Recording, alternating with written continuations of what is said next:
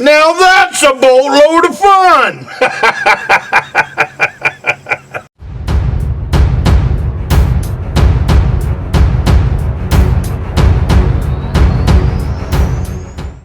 Well, good morning. My name is Tom. I come to you from the great state of Maine. Get yourself a cup of coffee this morning. It has been raining for 2 days. It's going to rain for the next 2 days. Today's Friday. It rained most of the day yesterday. It's pouring today with high winds. So it's a great day to be up here in the reloading room. And if you decide to put in a reloading room, you will find out the same thing. I'm going to make 2 videos today. One is going to be on storage of ammunition. I have to be careful on YouTube on different things that I talk about. But if I split it up into several different videos, then I don't get in trouble. So that's what we're doing. If I was to sit here and build a bullet from start to finish, YouTube would demonetize that video, not give it any recognition at all, because I am building a bullet from start to finish. But if I break it down to installation of the primer, installation of the powder, installation of the bullet, in 3 different videos, then I get away with it. And you guys can reap the reward of, if you're a little bit patient and want to look through the series, I have a reloading series, reloading / self-defense. But anyways, enough of all that. What I am going to talk about today, I'm going to work on this later on, and what I'm doing is I'm taking each piece of equipment, which in today's age would be considered vintage equipment. Only because people want to spend a lot of money from my aspect of things. I cannot shoot faster than I can reload. I mean, I got a lot of bullets.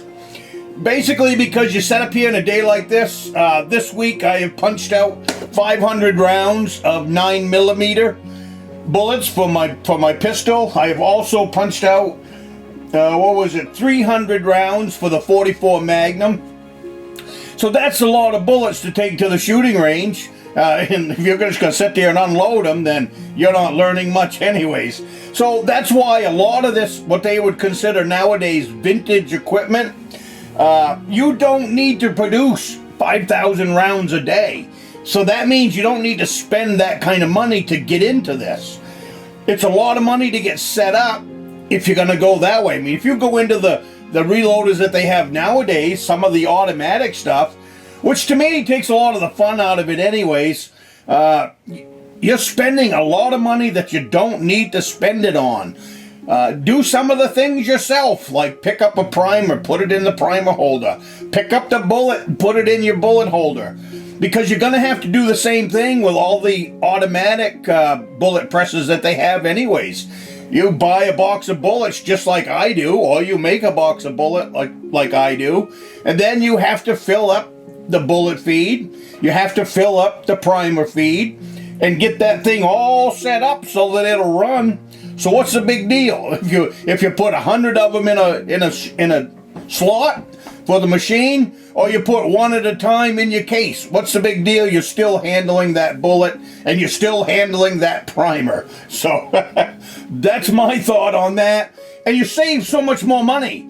This right here is a Lee turret press 3. I'm going to go through this start to finish today.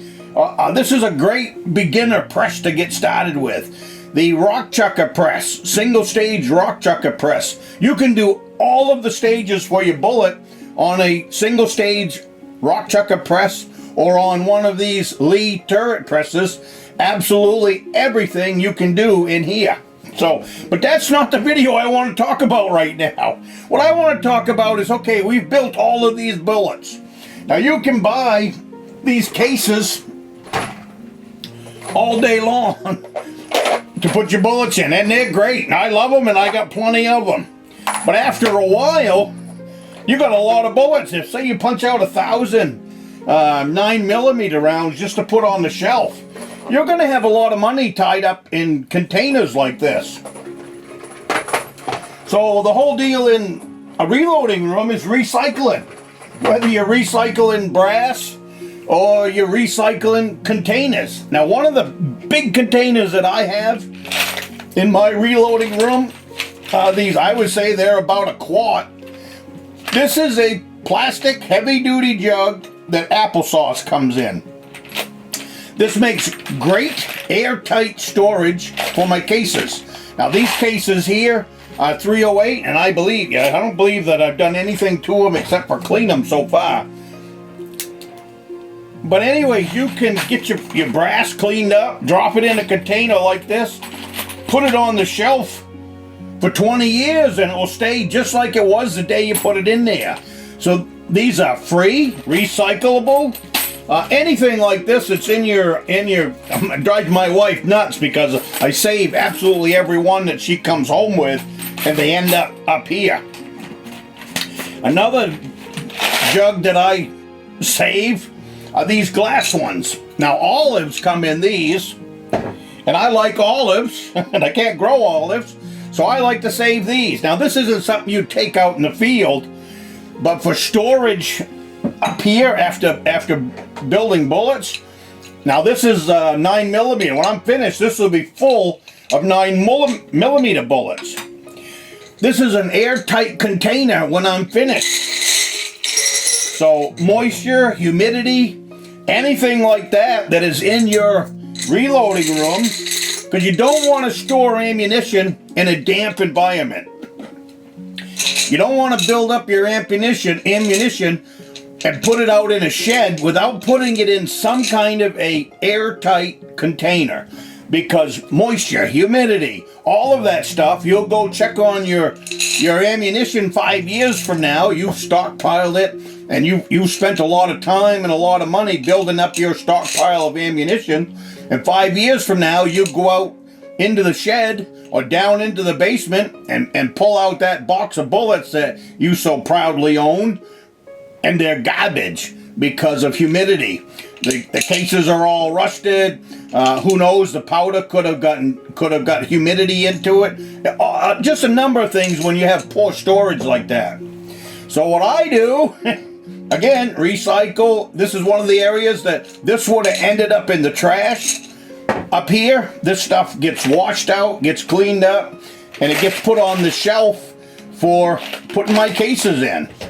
I used to put a lot of my cases in coffee cans. Also, now they have the plastic coffee cans, but when I started, they were the gallon-sized coffee cans, and those were perfect. But the problem is over time, the lids will crack, the lids will get loose. Sometimes the lid gets knocked off, and you don't know it. When you got, I've got a little bit of brass kicking around. But with these containers here, it's threaded on, it's nice and tight. That is a sealed container for taking care of my ammunition. The same thing with your gunpowder. That should be stored in some type of a airtight container that humidity can't get into. You want the temperature where your storage to be relatively the same, so you don't have a high swing to a low swing. High swing in temperature generally creates condensation. So if you got your gunpowder, even as little as putting it into a cooler, camp cooler, will help you maintain a certain temperature from nightfall to day. That's one way of storing it. Another way is to have a insulated box outside. If you don't want to store a lot of powder in your house, build a small doghouse or a big doghouse. One that is got 2 inches of blue styrofoam all the way around, top and bottom, with a good roof on it. Lockable. That way you can put your powder in there away from your house, your garage, all of that stuff. If you've stockpiled a little bit of powder. I'm not worried about explosion. When it comes to powder, you just don't want to put it in a box that's like a steel box. that if it did catch fire, if you got it locked in a steel box or locked in a wooden box where the box cannot open up on its own, now you've created a bomb. Whether it's a wooden box bomb or whether it's a steel box bomb, if a fire did get into something like that, then you've got a concealed container. Boom! So you don't want to do that. But keeping powder in a cooler is a perfect place to keep it because it does help with the temperature and all of that. What else? Medicine bottles. Medicine bottles are another really good way to store ammunition, especially these big ones that I can get my hands onto once in a while. In here, I haven't counted them up, but I'll finish topping this off. But see, one of the things when you've got different loads, like this is lot number 3. This is lot number 5. So having different containers to switch up your loads, you can keep, especially if you're a reloader, you're always testing loads. And load number 3 means it's in my notepad, so I know exactly what's in load number 3. I know the bullet, I know the primer, everything about that bullet would be in my notebook. So when I'm at the shooting range, I have my notebook, I have my label for these bullets, and I know exactly what I'm shooting. So same thing when I'm working. You don't need to, when I'm working up bullets, you'll see I've got containers like this. Again, nothing you need to spend money on. You can go to lawn sales and find that stuff. These right here came from a wedding. Flowers were in those, and they were throwing them out after the wedding, so I grabbed a whole stack of them. I salvaged these the other day. These are perfect. Onions come in these. My wife was doing something where she had 4 of these on the counter she was getting ready to throw out. I have 380 cases in there that are ready to be filled. They're all primed and everything. So these are on the shelf. They're ready to go. They're airtight. They're all primed. They're ready to go. Another great way to prep your ammunition before you're getting ready to reload it and put it in an airtight container that was absolutely free. So these are great ways to keep the cost down in your reloading room. The other thing that I use, I've salvaged, these probably came from a lawn sale. What I like about these, another item that I work with, I can drop my cases in there. They're sitting on a table here beside me. Easy to get my ammo out. But the other thing I like about it is it's kind of like a funnel. So like if I've got a bag I want to dump stuff into, this is what I use as my funnel for taking care of things. So other free things for your reloading room that you don't need to buy from the gun store.